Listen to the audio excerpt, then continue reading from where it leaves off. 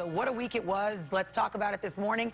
Albert Soler, Joseph Marrone joining us with their insight on the case. Thank you for being with us again. Thank you, Lauren.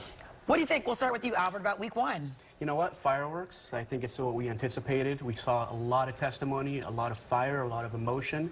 We heard from the victim's mom, and we heard things that were frankly shocking, and now we know the posture between the prosecution and defense. We kind of see where they're going to go with it. Joseph, what's your take? Week one. Prosecution did a good job? Pretty compelling case. Like I said before, it's going to come down. They pieced a lot of small pieces together to make a pretty compelling case. Not only was the victim very believable, mom came forward, story was consistent. The other victim, who was allowed to testify as part of the 50, she testified well. You tie that in with his own words, which I always said was going to be really a difficult obstacle for him, not only from his deposition transcript, but also from his interview with the detectives back when they came forward in '05.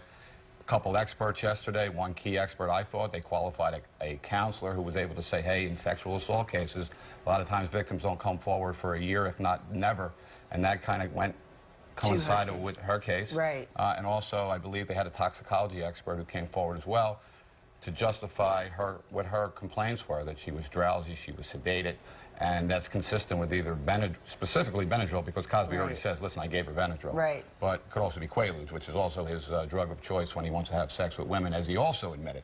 So if you take that whole bulk of evidence right there, it's pretty damaging, and it's a big obstacle right now for the defense. So they did good in that department, you both are saying. Anything they didn't do well, do you think, last week that might benefit the defense this week coming up?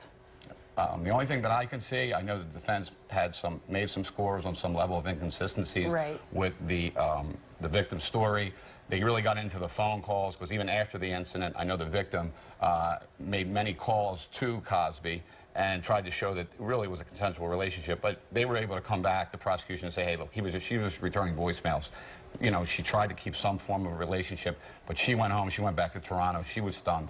And I think overall, the prosecution had a really good case. Solid case. Yeah, I think the prosecution did a wonderful job. I think they were very strong. And we also got a glimpse of what the defense might pull, which I'm going to call the disco biscuit defense, which I thought was interesting. I don't think it's going to fly. But the idea that because in the 70s, prescription medicine and Quaaludes were recreational drugs for fun, and that people often used them when they were engaged in sexual activity, somehow because it was okay in the 70s or recreational then, that somehow it was okay now, I think it's weak. I think the idea of Mr. Cosby saying that the sex is consensual, and then the same breath needing prescription medicines and pills and Quaaludes, I don't think the jury's going to buy it. I think they're going to find it disingenuous, and we'll have to see. But to me, the disco biscuit defense probably isn't going to fly. So we heard before Bill Cosby will not testify. Now we just hear from his lawyer, nothing's off the table. Is that... Well, I think what they're doing is, given the fact the way the case went this week, they feel that they may be in a little state of desperation. Okay. So what they're probably doing as we speak, they're probably going through some mock trial and practicing Cosby and seeing how he's doing under intense cross-examination to see if he can survive.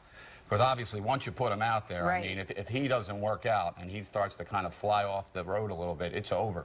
And we heard from him before, for the first time in a long time, on the radio, right before the trial started. And it was like, that's your chance to say what you want to say. And he didn't really say much. And he wasn't going to be cross-examined on the radio. So it kind of, it makes me wonder, like, is this going to be a smart move if that's what they do? Like, the one thing you got to look at is, Bill Cosby, when this incident happened, this was back in '05, he was in his 60s. This was a smart man, a very powerful man, a man with much resources, where he could have had a litany of attorneys. He decided to come forward and speak to the mom and tell the story. He decided to go and see the detectives and tell his story. He decided to take his deposition and tell a story, always consistent. So here's a guy that's being honest. He's admitting to what he did. He said, I'm wrong, but it was consensual. And maybe he's going to tell the same story next week, and I think the jury may believe him only because of his long-standing reputation on a national level. Albert, Gloria already gets kicked out for her cell phone. Like, she's a professional, but even they have AT&T, T-Mobile, and it happens. She forgot to turn her phone off. I was a little bit surprised. I was too. But hey, it makes for more fireworks. It's an interesting case all the way around. Well, I think the judge did a great job of trying to control the courtroom. He didn't kind of let the OJ circus happen. He didn't, no TV. He ruled early on. He knew what he was going to get with a lot of potential celebrities coming in. He didn't want to have that. He wanted to stick to the facts, let the jury focus on the case, and ultimately render a decision. Really quickly, will it help or hurt with who has shown up and who has not shown up in Bill Cosby's favor? I know the first day we saw Keisha Knight pull him. That was his TV daughter. We haven't seen his wife, though. No, we haven't seen his wife. She's supposed to make an appearance. Yeah. But at the end of the day, I hope that that has nothing to do with it.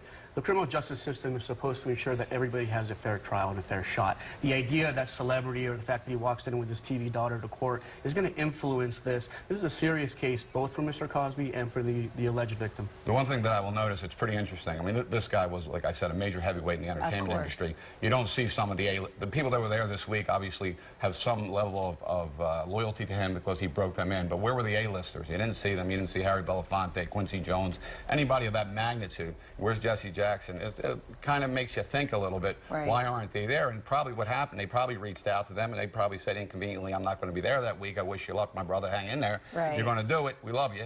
And then they're not going to show their face because they don't want to be part of what's happening. And that's what I think you see. We'll see. Week 2 coming up. Thank you both.